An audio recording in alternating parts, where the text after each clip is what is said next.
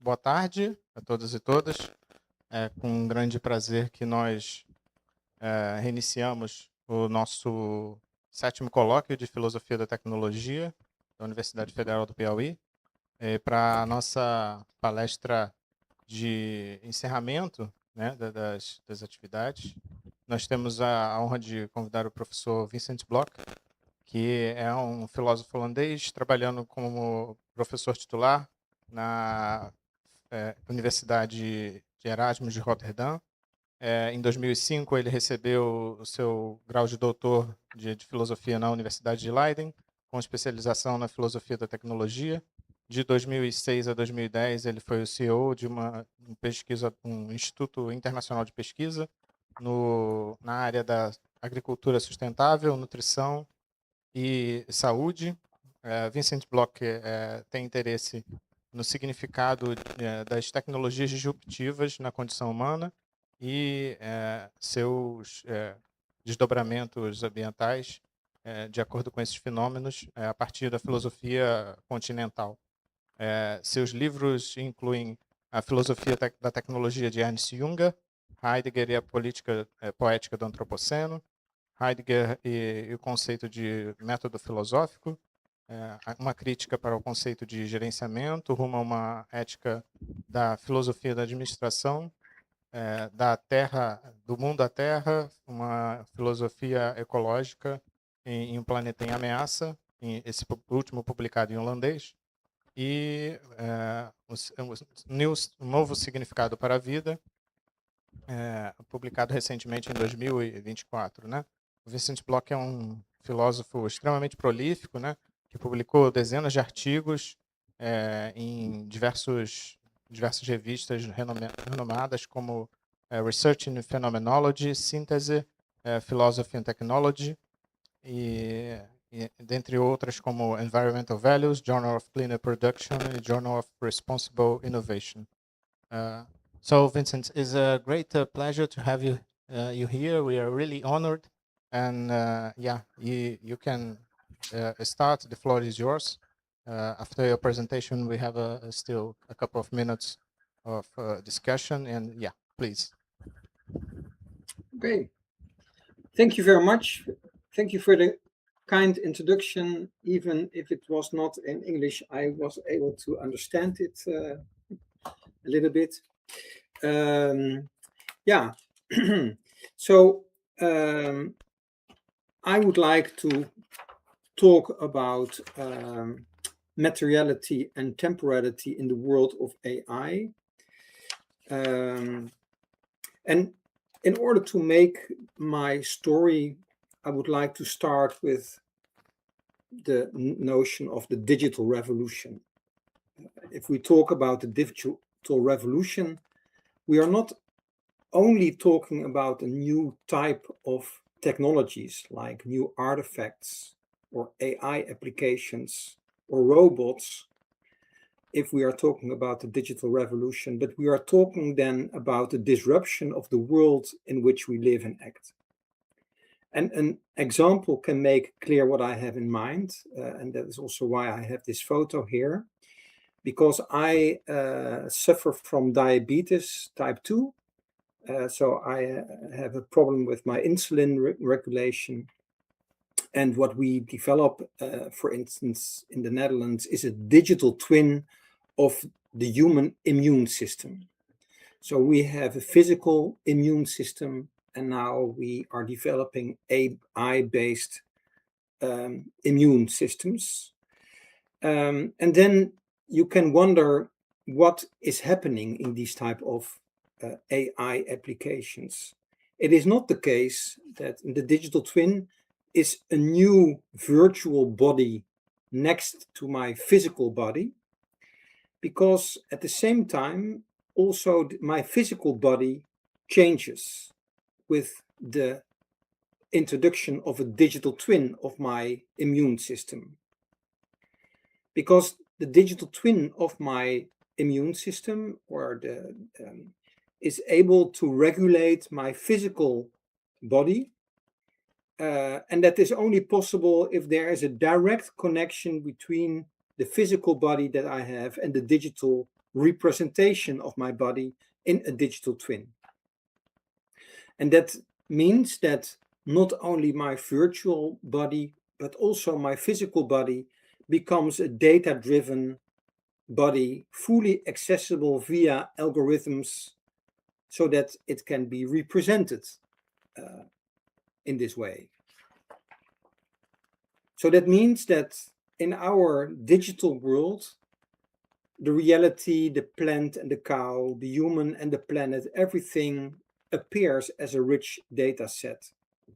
So in previous times, the world consisted of relatively stable and discrete entities that were characterized by dichotomies like physical versus virtual, natural versus technological, human versus non-human. But in the digital age, these dichotomies erode in the homogeneity of data as a new substrate of all material entities we encounter in the world.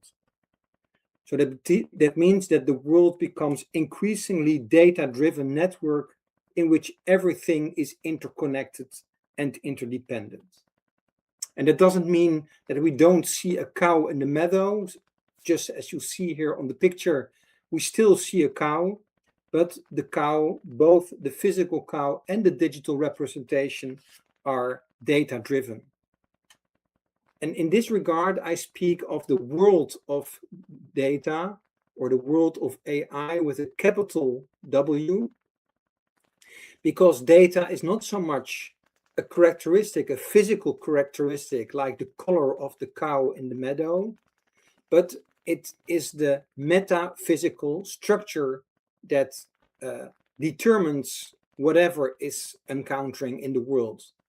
And data and algorithms provide a new type of coherence or a new type of unity that holds everything today in the world of AI together.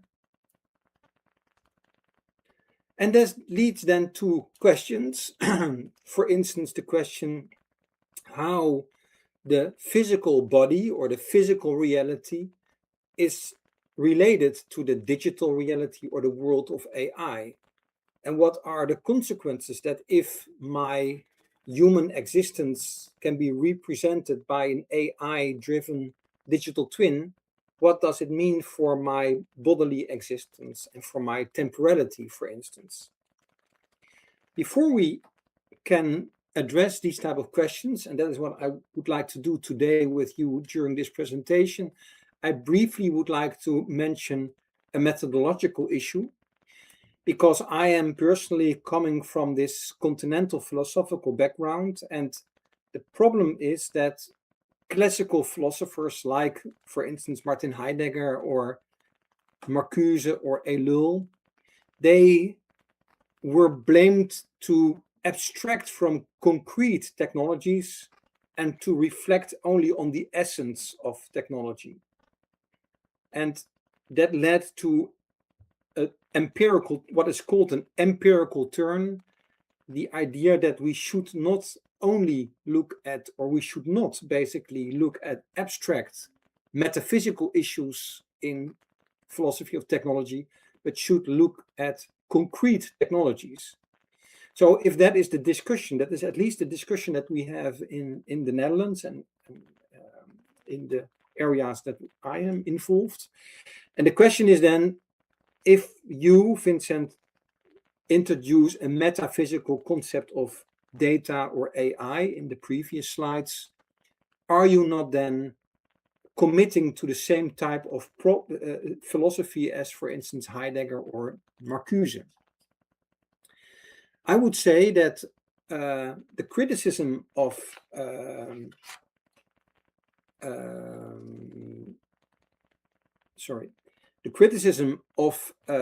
the empirical turn philosophers is very important and very good to take into account.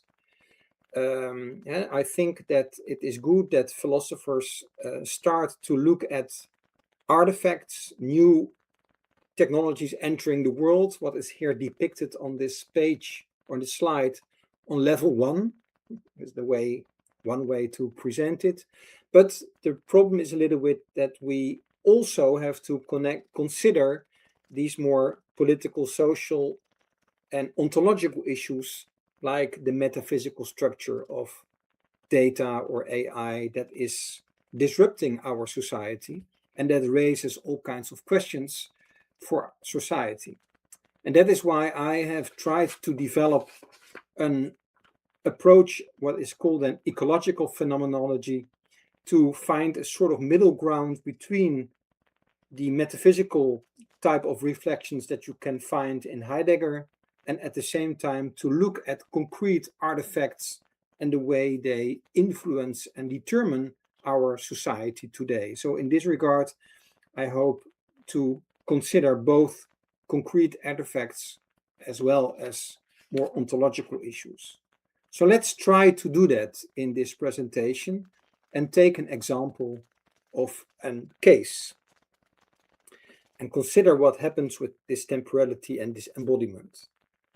I have colleagues in Nijmegen who are working on a brain implant, an AI-driven brain implant. There are people who are temporarily paralyzed. They are not able to speak.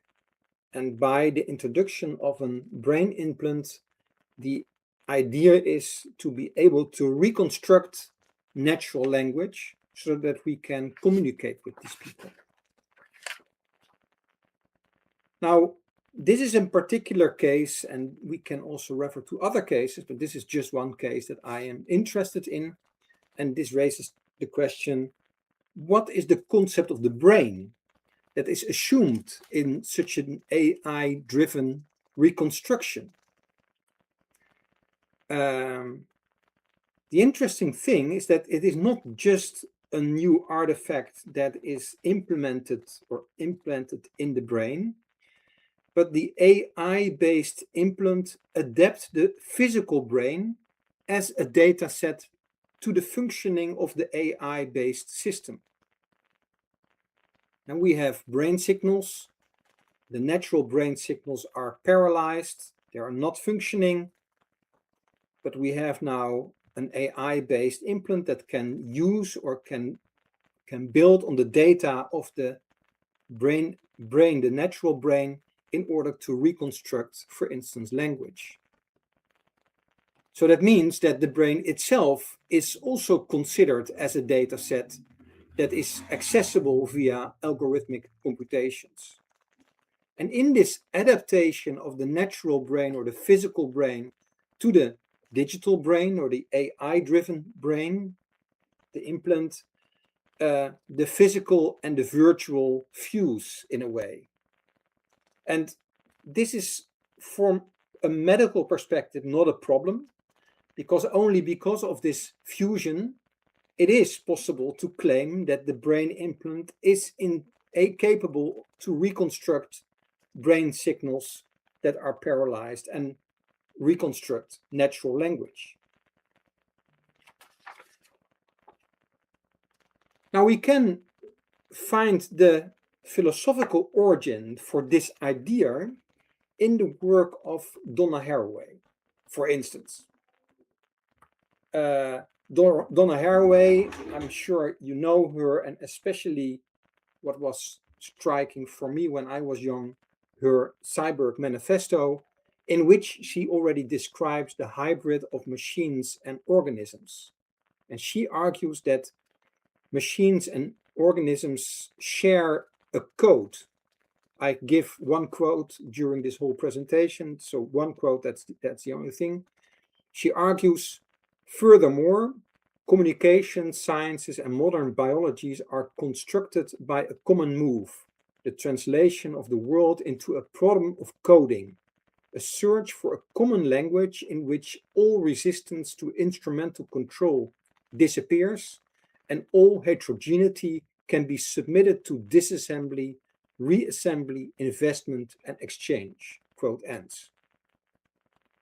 So here we see that according to brain implants inspired by philosophers like Donna Haraway, the brain itself emerges in a different way. It is now understood as a coding machine. And we can argue that AI-based systems are therefore not neutral agents representing human intelligence, but they reconfigure the meaning of our basic concepts. They reconfigure our understanding of what the brain is. And it means, for instance, that in the case of what we are talking about, that the adaptation is, for instance, adapting the physical brain containing things like embodiment, consciousness, emotions to the AI-based systems. And this shows that the digital representation guides our understanding of the real-life brain. So, for instance, consciousness and embodiment and emotions are replaced by selected variables, quantifiable data, while non-quantifiable information like cultural differences, social political systems are neglected. So this shows that new to the world technologies at the level of artifacts that emerge in the world, like AI-based brain implants, adapt human intelligence, HI, I would say, to the functioning of this AI-based system in order to enrich the system and incorporate feedback. At the same time, the nature of intelligence shifts and is understood as a data processing algorithm. And this raises, of course, the question, can the nature of human intelligence be transferred to artificial intelligence?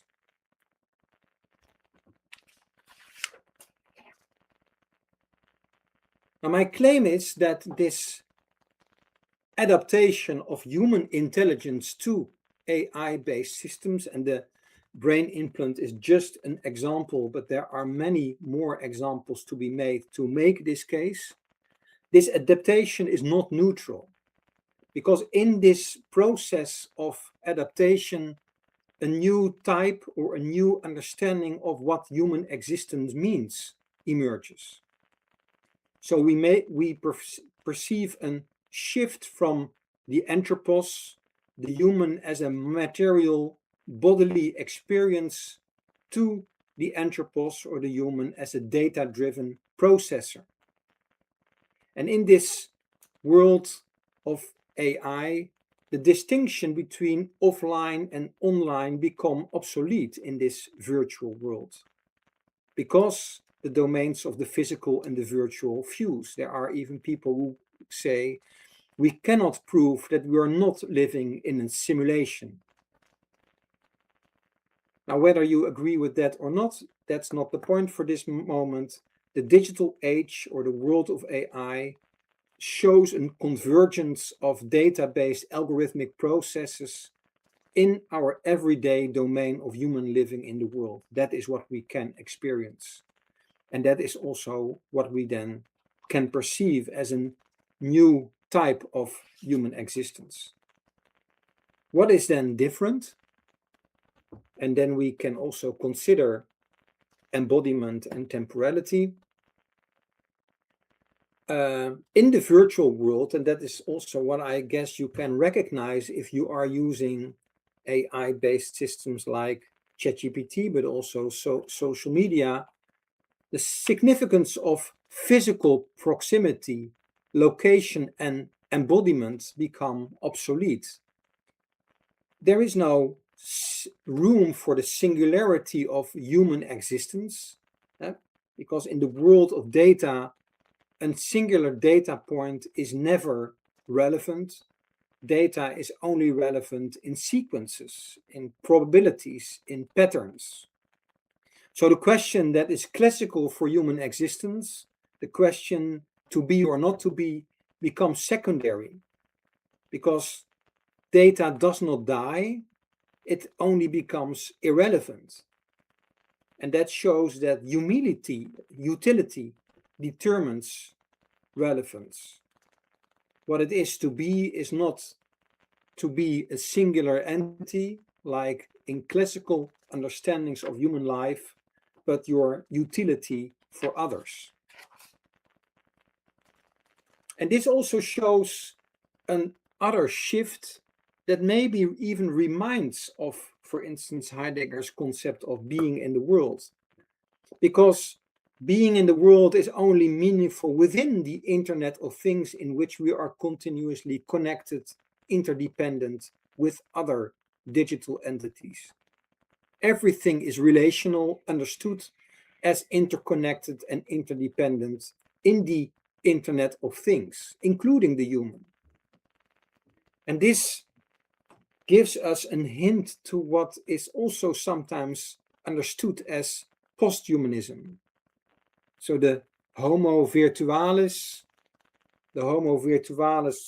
is the human that is not connected anymore with material embodiment, but with data-driven interconnectedness, is the interconnected and interdependent post-human, who maybe can be understood more as the hive mind, as Pentland frames it, instead of an individual mind. And this post-human Homo virtualis is also post-rational, accepting the inscrutable black box of AI shows that the call for human rationality, for instance, explainable AI or human-centered AI, becomes a sort of romantic gesture. There is no ratio needed beyond the pragmatism in which the output, for instance, the accuracy of the diagnostics of me as a patient with diabetes, justifies the input. And of course, the black box, the AI is the black box. We cannot reconstruct its meaning in a reasonable way.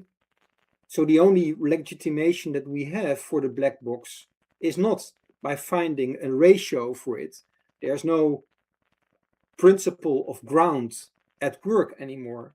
Only there is the virtuality of input and output, in which the output legitimizes the input. We can maybe even say that the Homo virtualis is the new animal rationale, in which the meaning of rationality shifts. Rational are data processing algorithms whose output is relevant and usable for other interconnected agents in the Internet of Things. So to conclude for this moment, there is a new emerging technology like AI-based systems. These are relevant to consider, but they have an ontological effect to the extent that they involve the shift and adaptation of human intelligence to the functioning of these artificial systems. And that is what I call the Homo virtualis.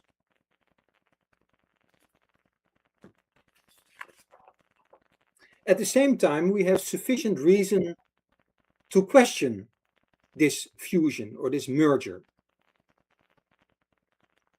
And I just have one picture of The Matrix, the movie that maybe some of you have seen. And in the other picture, I have David Chalmers, one of the analytical philosophers who was involved in AI, and he is the one who claims, in the current situation, you cannot prove that you are not living in a simulation. You can never prove that you are not in the Matrix. Do we have reasons to question this? Do we have reasons to be more critical about this? I would like to shift now, also before you think that I'm a philosopher who is really in favor of this shift to this Homo virtualis, to now, after accepting that we are living in this digital world in which the Homo virtualis is emerging as the new anthropos, we can also start to become more critical about this. So what are the limits of the convergence of artificial intelligence and human intelligence in the Homo virtualis?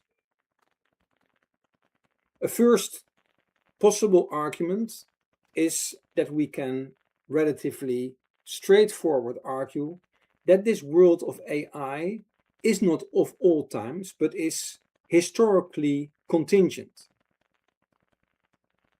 So there was a time in which the world appeared in a completely different way, namely as a material entities characterized by dichotomies like the oppositions between culture and nature, or humans and technology, and etc., etc. And that shows that the world of data or the world of artificial intelligence is not a given, but is emerged in the course of history. And this emergence has to do with the fact that these type of technologies adapt their environment to their functioning. So in this process of adaptation, what I also sometimes call subversion, human intelligence becomes artificial. A second, more philosophical, complex potential limit of the convergence of artificial and human intelligence can be framed in terms of supplementarity. And I build here on work by Derrida, for instance, because if we say that artificial intelligence mimics, represents human intelligence, if we speak about a digital twin of my immune system, then this digital representation of my physical immune system involves a difference between the original and the copy, the representation. This is already indicated in the word supplement or representation, which states that what is present, the physical body, is represented another time. So without a difference, AI couldn't mimic or represent human intelligence, because then it would be identical. So the difference between human intelligence and artificial intelligence explains why the model, human intelligence, cannot be one-to-one applied, as the domain of application is co-constitutive only because of the difference between human intelligence and artificial intelligence. We can argue that we try to bridge the gap between the two. But that means that there should be the fundamental principal difference between the two. Another type of argument, this third type of argument, is that we claim a false continuity between human intelligence and artificial intelligence. You can argue that human intelligence is needed to produce artificial software and hardware. We need programmers, we need data scientists. So human intelligence is needed to frame a problem, to prepare data sets, to create algorithms, to interpret results, and to select relevant correlations. For instance, if you think back of the digital twin of the human immune system, and we can also replace it by a digital twin of a tomato or a cow or planet Earth, then it is not the case that we have, like you see here in the picture above, a digital twin of planet Earth.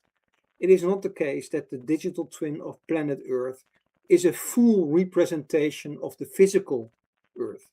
The data set of the planet is immeasurable, encompassing, and it requires selection mechanisms to identify which variables are relevant for the digital twin, which are important to take into account in the case of AI-based systems.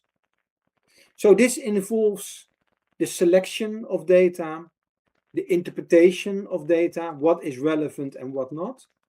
Also the translation, because what does it mean, for instance? And this selective part shows that HI and AI, human intelligence and artificial intelligence, are not identical, cannot be identical, and show a limit in the process of convergence. And this brings to the last, and I would say the most obvious point to limit the convergence of artificial and human intelligence, or the physical world and the digital world. Because, and that is interesting, because philosophers of technology tend to be not interested in that. They tend to focus on the artifact, but not on the material resources that are needed to build that artifact, on the fuel that is needed to run the machine, on the dump ground on which end-of-life material can be externalized. If you look at the example of the picture that I provide here of a digital twin of planet Earth, it requires the physical Earth as the ground on which the data center is located. A physical Earth that contains the water to cool the data centers, to provide the energy that is needed to run the data centers in which the digital twin of planet Earth can be developed. So these are 4 possible arguments. I would say, of course, that there are quite strong arguments why, even if we see an emerging new type of human existence, which we frame in terms of the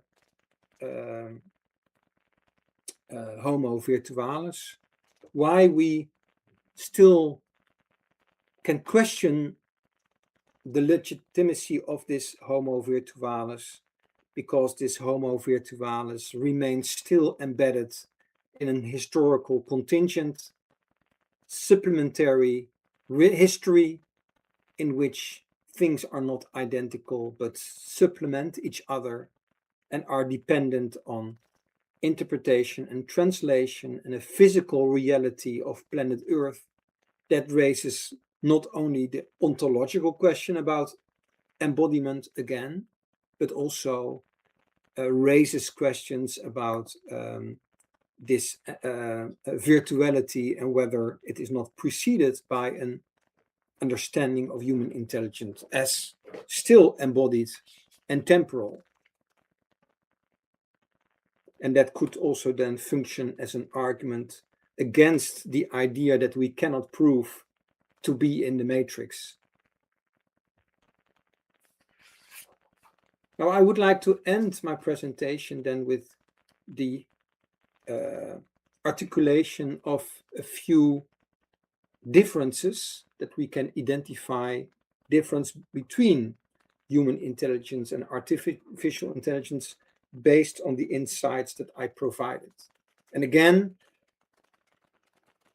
I don't want to, it's important to, as philosophers, to consult and to consider the ontological state of the world in which we are living, this and the human nature that is emerging in this age, this Homo virtualis, and at the same time, as philosophers, we have to be critical about these type of things.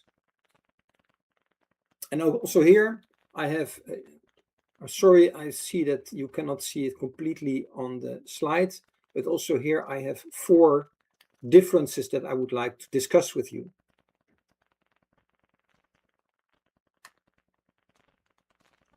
The first assumption in the discussion about the human as the Homo virtualis, as the congruency between human intelligence and artificial intelligence, is the assumption that the brain and the mind are analogous to data-driven systems.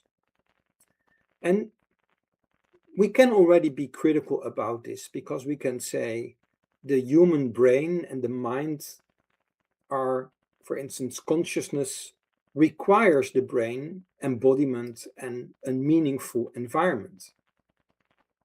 And that is this embodiment, this what is sometimes called wet intelligence, if you compare with dry intelligence in artificial intelligence, is already indicating a difference. But you can also be more clear on this, that the temporality of human intelligence and artificial intelligence differ. Inspired by, for instance, Martin Heidegger, you can say that human intelligence is future-oriented. We are always existing in the anticipation of our future death, while AI-based intelligence is also temporal, but is based on the calculation of the present based on the extrapolation from the past. It is the past data set that informs the calculations in the present and that are extrapolated towards the future. And that is interesting to consider, that human intelligence has a temporality of future-orientedness, being towards death, for instance, while AI-based temporality is oriented on the past. Now, you can discuss this further, but it provides already a formal first difference in temporality. And the second, also to temporality related issue, is that in the case of human intelligence, it can be a singular data point, for instance, even if, because also human intelligence is informed by the past, but it is not a pattern of data that is calculated or computed based on statistics, but it can be a singular event, a trauma, for instance, that is informing our intelligence. I am, for instance, phobic for needles based on a singular event in my youth, based on a statistical calculation of past data. This would never emerge, but it's a traumatic experience that is informing my daily life. So that is also a difference, that even if we accept that human intelligence has a temporality that is informed by the past, that this past is not a data set that based on statistical calculation can inform future computations, but it's a singular data point like a trauma. And the last point related to temporality is that, as you probably know, we remember very badly.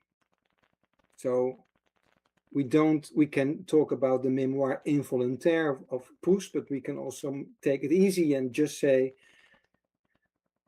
in the case of artificial intelligence, memory is always present. All the data is present for the statistical calculation, while in the case of you and me, the problem is that we forget almost everything.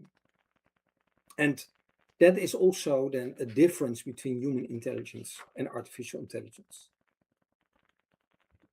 The second difference between human intelligence and artificial intelligence has to do with openness to the world. Again, the Homo virtualis, the idea that the human intelligence and artificial intelligence merge, assume that the mind works by performing computations on representations, so data-driven representations, and the assumption is that then the human intelligence and the artificial intelligence do this in a comparable way. But even if we accept this for a moment, we can ask ourselves, what is the understanding of the human? Is it not the case that a very particular understanding of the human, namely as the Cartesian subject, is then assumed?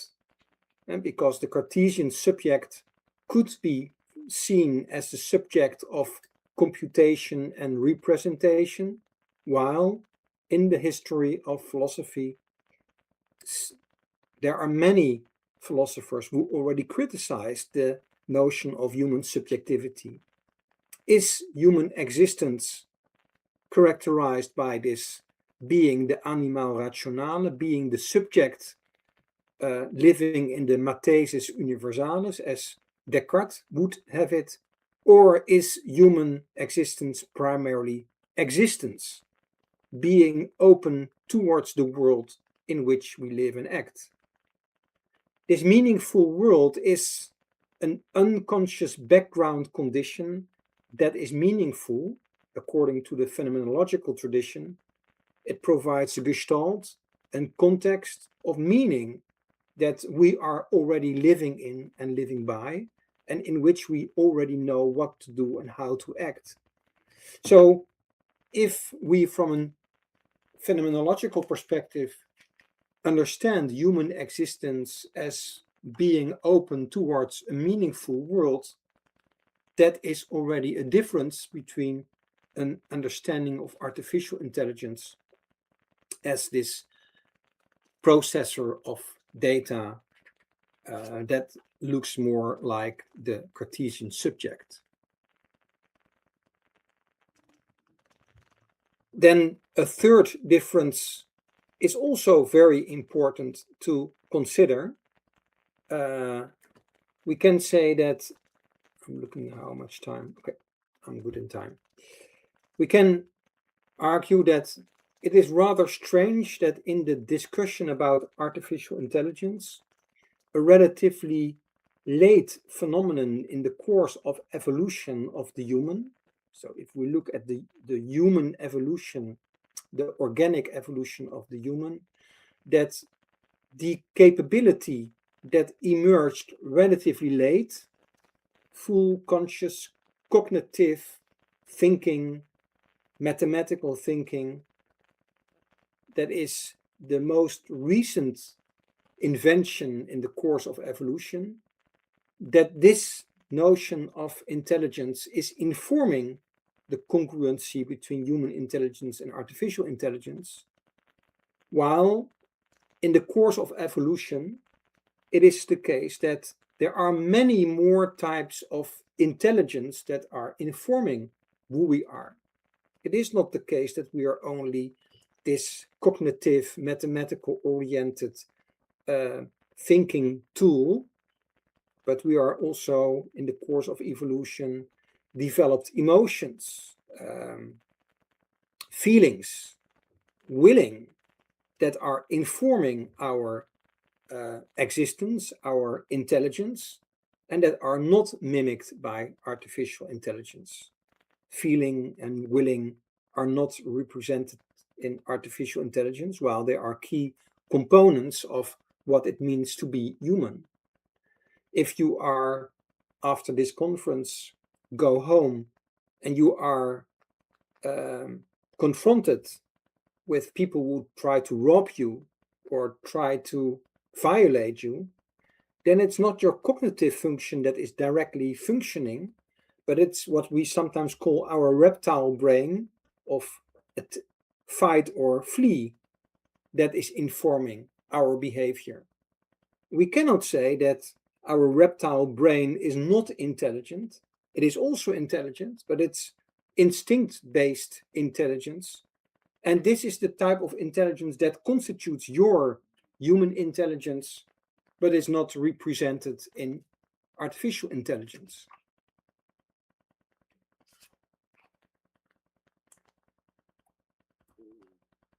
And that brings to the last difference between human intelligence and artificial intelligence, namely the assumption of the homo virtualis, in which human intelligence and artificial intelligence are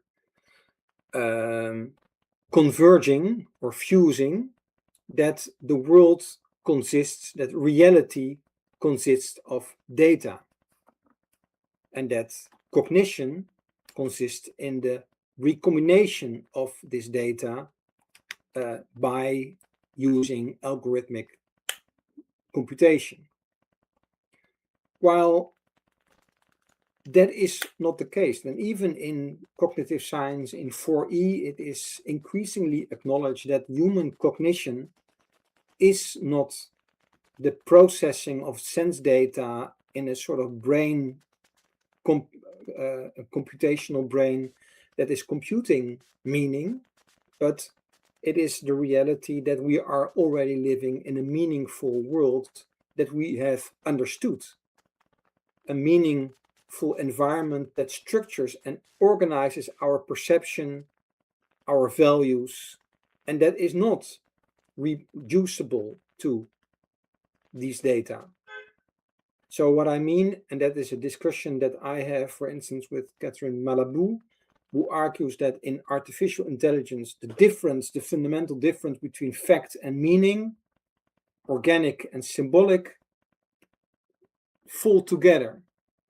If you believe that, then it is also possible to claim that future chips will be able to replace human intelligence by artificial intelligence. Well, you can question whether this is possible and, by the way, also desirable. Also from a philosophical perspective, it is questionable whether semantics can be reduced to syntaxis. And we as philosophers are, of course, mainly interested in semantics, in meaning, and meaning constitution. And the meaning constitution is not to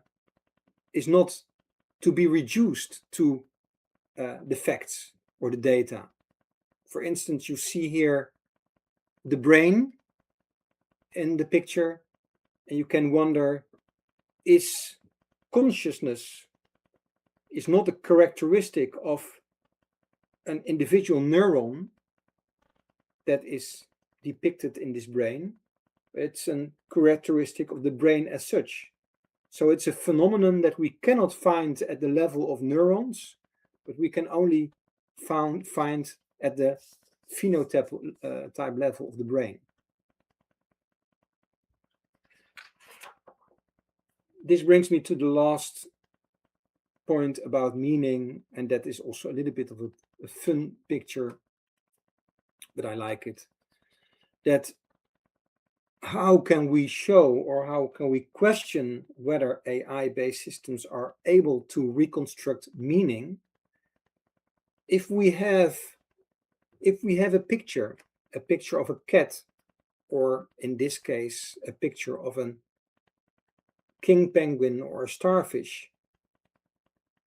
If we only change a few data points in this picture, it becomes, for us, nothing changes. We still see the cat, or we see the world championship and we see the winning goal of Brazil, for instance. But in the case of AI, only a few data points can change and the image is not recognized anymore. And it's also the other way around. It is also possible that and that is the examples that I provide here on this slide, it is possible that we as humans have a clear understanding that this is not a king penguin or this is not a baseball, but that based on the data points that are invisible for us, the data points in the picture, the AI-based systems claim that this is a baseball or an electric guitar. And that shows that based on the data is something completely different than the meaning or the. And with this, I draw my conclusions. I started this presentation to say something about the materiality and temporality in the world of AI.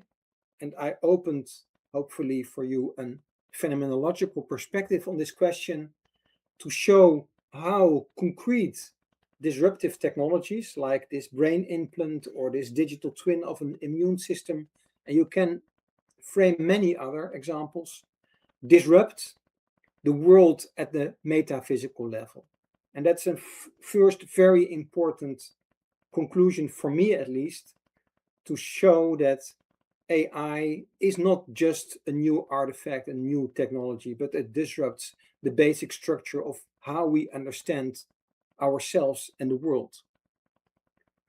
It also shows a second lesson that technologies like AI-based systems are not neutral entrants in the world, but that they adapt, or you can also say, as I frame in some of my articles, subvert what it means to be human.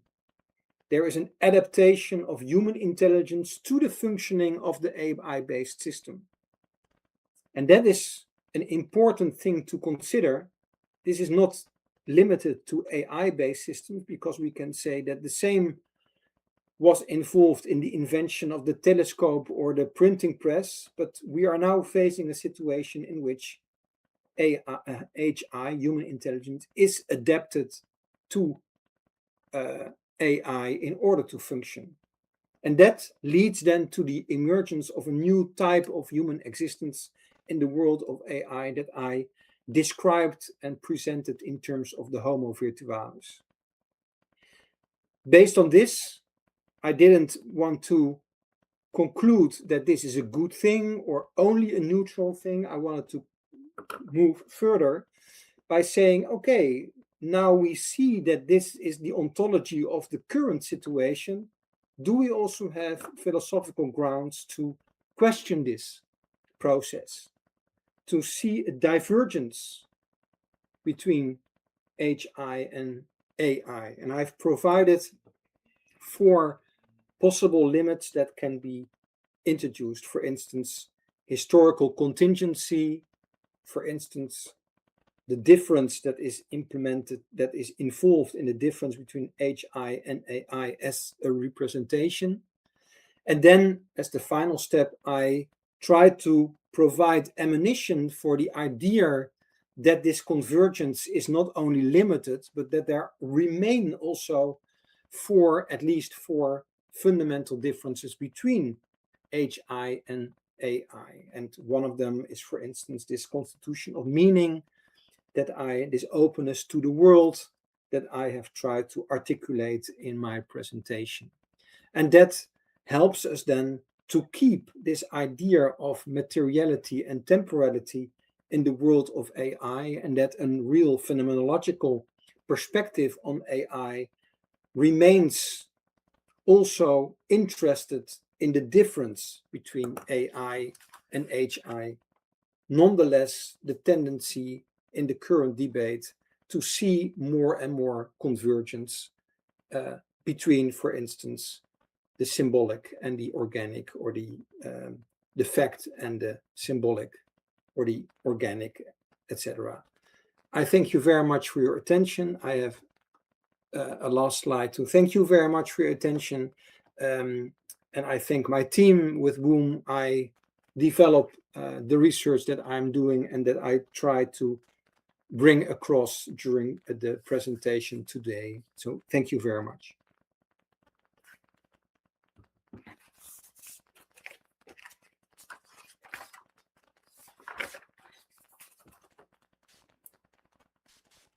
So thanks a lot, Vincent. It was really a great presentation. We are really glad about it.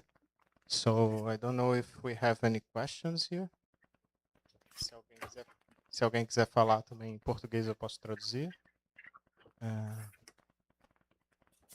So just to start, while people are still thinking, I have an initial question.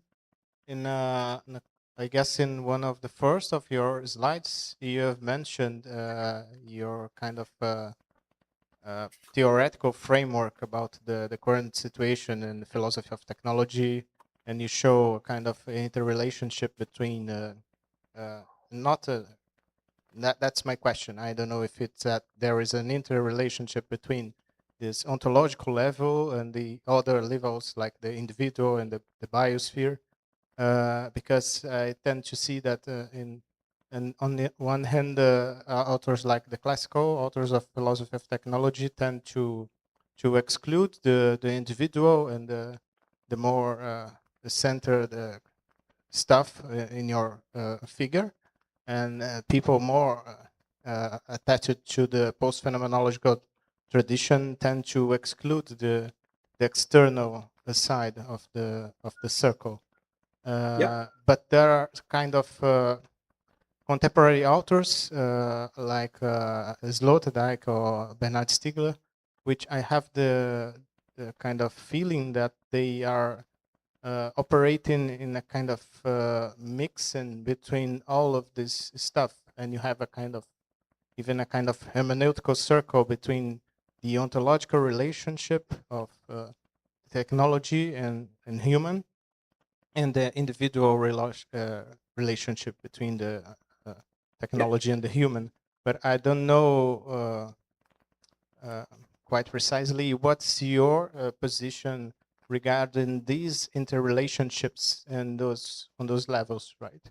Because there's a lot of debate, right, between, for example, the famous debate between like Peter Lemons and Peter Povebik about this question recently, and you also has published a lot about it. And yeah, maybe you can comment a little bit more about it, and maybe further, what is the implication of this vision regarding this debate relating to AI nowadays? Yeah. Okay. Thank you for this. So the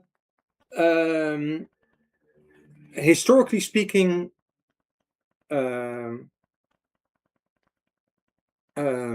philosophers like Heidegger, Marcuse, Jacques Ellul, they tried to think about technology in terms of a phenomenon that was not related to individual artifacts.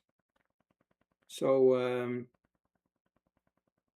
for instance, if Ellul or Marcuse talk about instrumental rationality, this is really the reality of the relation between everything that determines the world.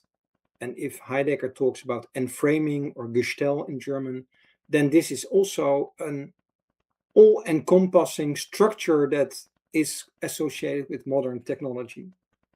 And this was criticized by post-phenomenology, Don Eide, for instance, who argued,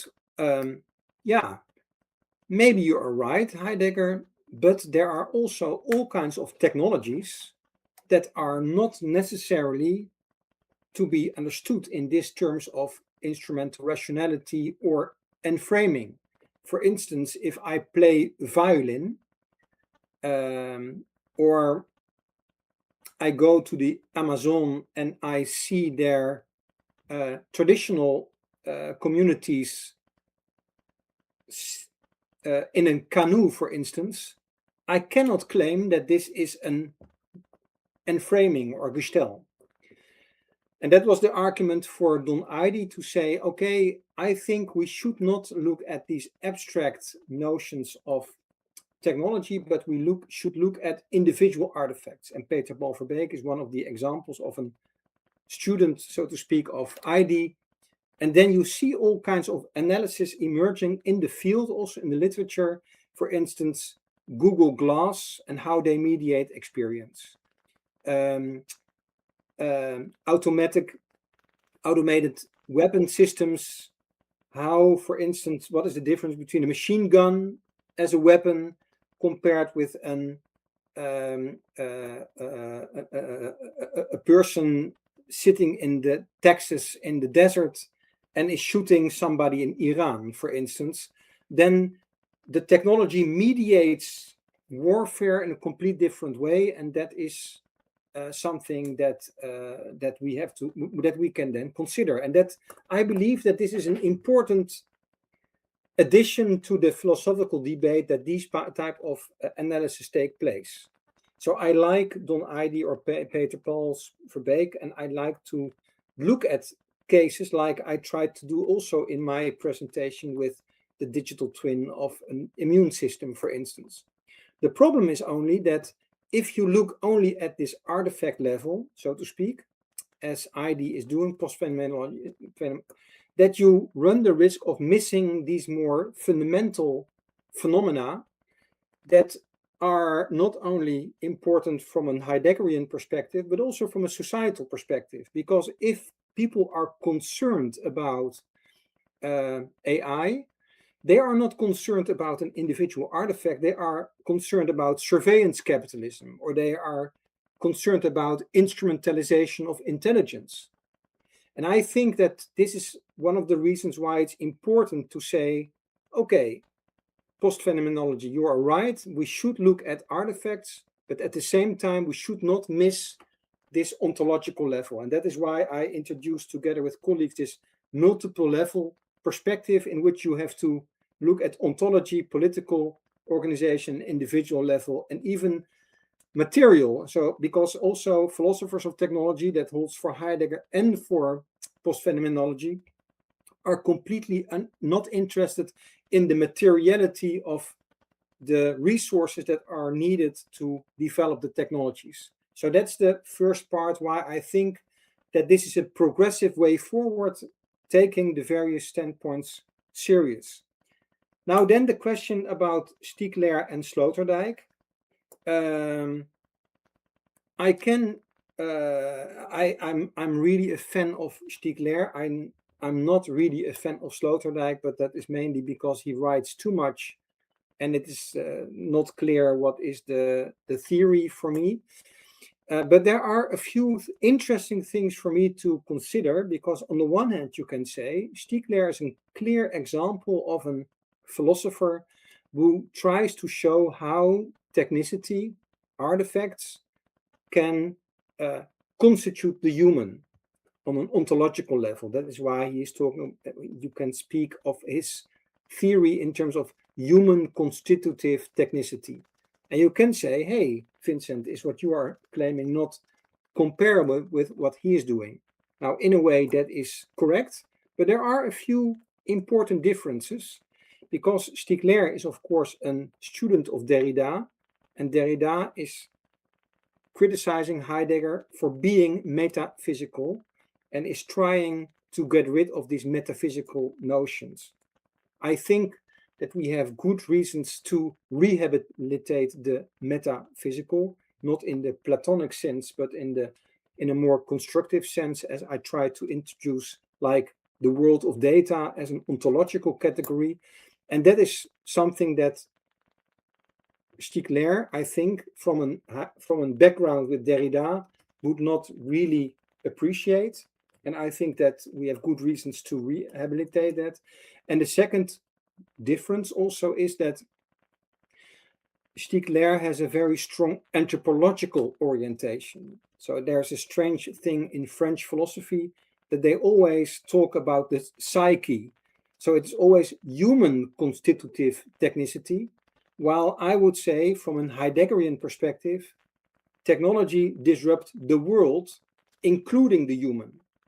But it is about the world, the meaningful world. It is not about the human. So this psychological orientation of human constitutive technicity is, in my view, one-sided. And that is the reason why I try to consider world constitutive technicity in my presentation without being overly critical towards Stiegler, because and the third difference, that is not what we can discuss today, that I don't buy his argument that temporality is technically constituted. This is his criticism towards Heidegger, because I have the feeling that Stiegler is not really taking the ecological domain and the ecological constitution of reality of the world into account. And of course, he mentioned this, so that's not the problem. But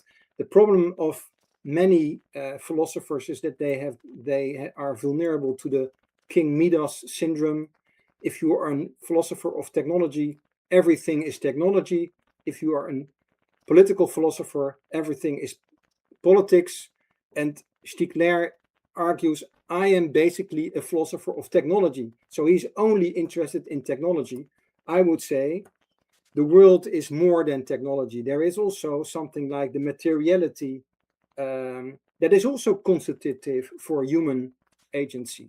So I am very much in line and inspired. I think that Stiegler's work is the most inspiring since Heidegger's question concerning technology. And then the last point, I will keep it brief because there might be other questions as well.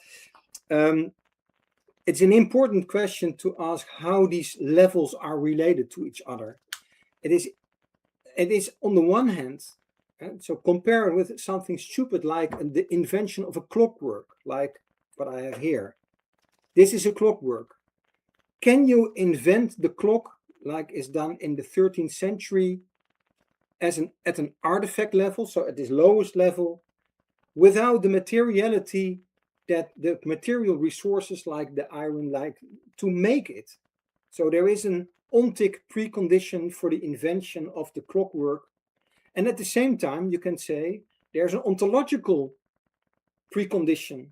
Only if time is experienced as a gradual linear process, it makes sense to invent a clockwork that is measuring time in a linear way, that calculates time.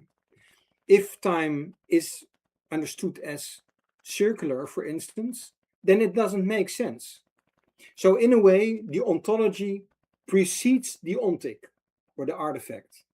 At the same time, there is indeed an hermeneutic circularity, because only because of the invention of the clock and the wide dissemination of the clockwork in society, this understanding of time as a temporal, gradual, chronological process is established. So there is not one linear or hierarchical sense of first ontology and then the artifact. That's a little bit what Heidegger might have said. But there is an interdependency between ontic and ontological processes. But I hope this is a start of an answer to your question. Thank you. Yeah, it was great. Thanks a lot. I don't know if there are any more questions. I can keep doing them. No? Yeah, another concern that I have, regarding the things that you were talking, is mainly because when we are like comparing or questioning like the relationship between human intelligence and artificial intelligence, I guess a lot of scholars would tend to resist even to use the word artificial intelligence, because if you see like the historical debates, like in the history of computer science and this kind of stuff, like when you call of the Dartmouth conference, which was really a landmark for artificial intelligence. In that occasion, there was a dispute between scholars that were like resistant in the 50s to call what they are inventing a kind of intelligence, right? Maybe we would call it like a automatic data processing or something like this, because as nowadays we see like all those big techs, it's a kind of this thing of artificial intelligence. Maybe it's a self-fulfilling prophecy, right? We tend to invest a lot of money and industry keeps going. And yeah, so maybe there is a kind of a problematic question relating this comparison between those lands. And Yeah. I would like to know how you see those tensions regarding this kind of political debate. If you think that they are related to those more base ground and philosophical questions. Yeah. Okay. Very good point. Very good point, and also very valid to raise this point. Also, because it gives me the opportunity to state a little bit that what is, let's say, the methodologically speaking, but also philosophically speaking, might be a difference. And I don't want to claim that I do things better, but basically, and let's compare it with a philosophical discussion about climate change.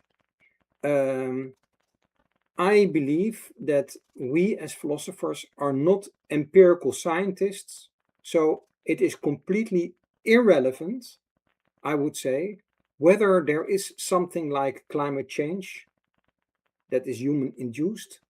It's also completely irrelevant whether, in first instance, whether the concept of AI, of intelligence, is rightly applied on the concept of artificial intelligence.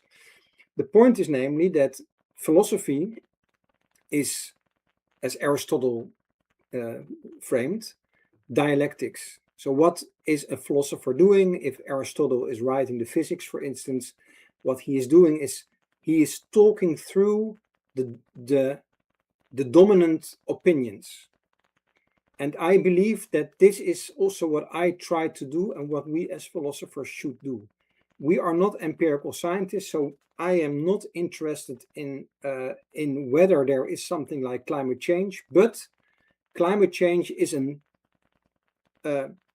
important characteristic of our current age, according to, it's a dominant view, as Aristotle would frame it.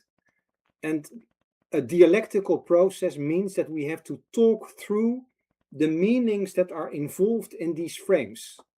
So instead of taking a position and saying upfront, no, we should not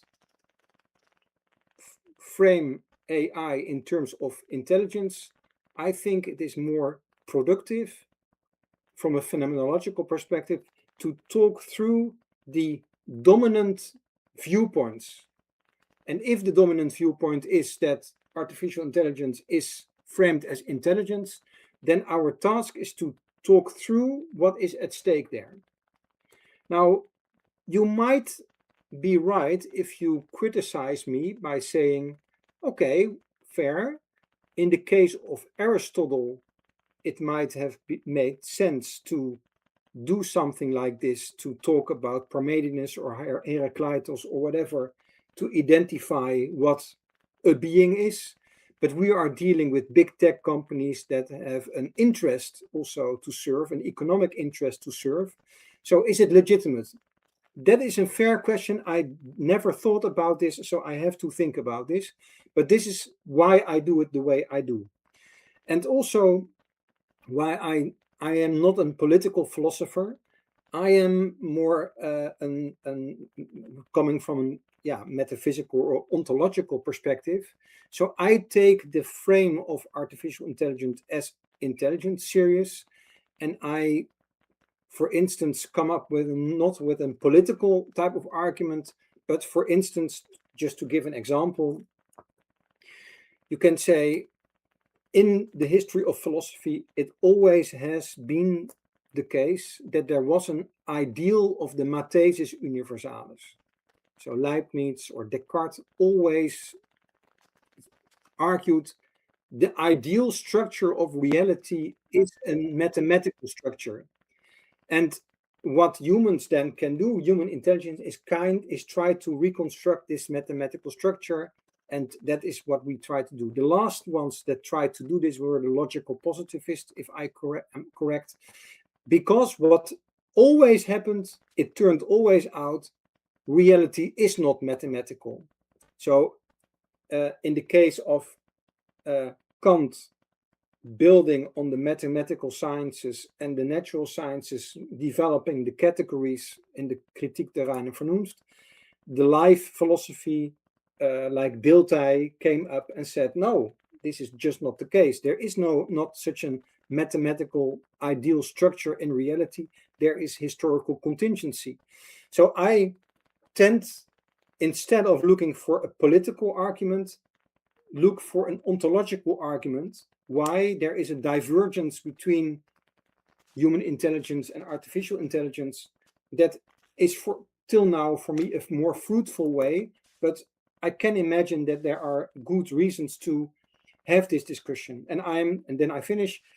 I have this discussion now with Malabou, for instance, who, and in another sense, Karen Barat, who are claiming both that fact and meaning are congruent, that every fact and meaning are the same, that we cannot distinguish between them anymore. And I would say this is the entry point for an ontological criticism of that this is just not the case. And that is for me more valuable than the political argument.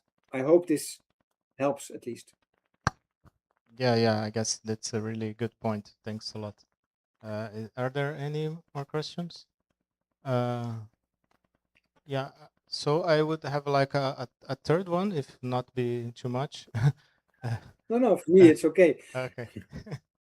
Yeah, because when you were speaking of, I'm sure that is not the focus of your talk, but this discussion, it goes to maybe we can question also like the multiplicity of the concept of intelligence, right? We are comparing like human intelligence with artificial intelligence, but we can also think about the all types of intelligence that are present in non-human animals, right? And maybe that we can call that like Aristotle did to τον legetai polahos, like the being say itself in many ways.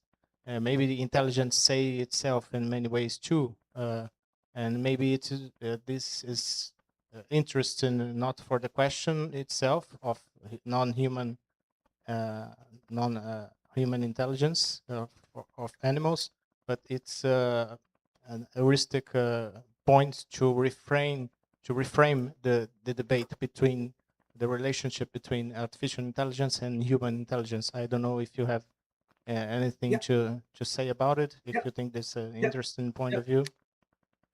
Yeah, this is also a very interesting point to that I'm interested in.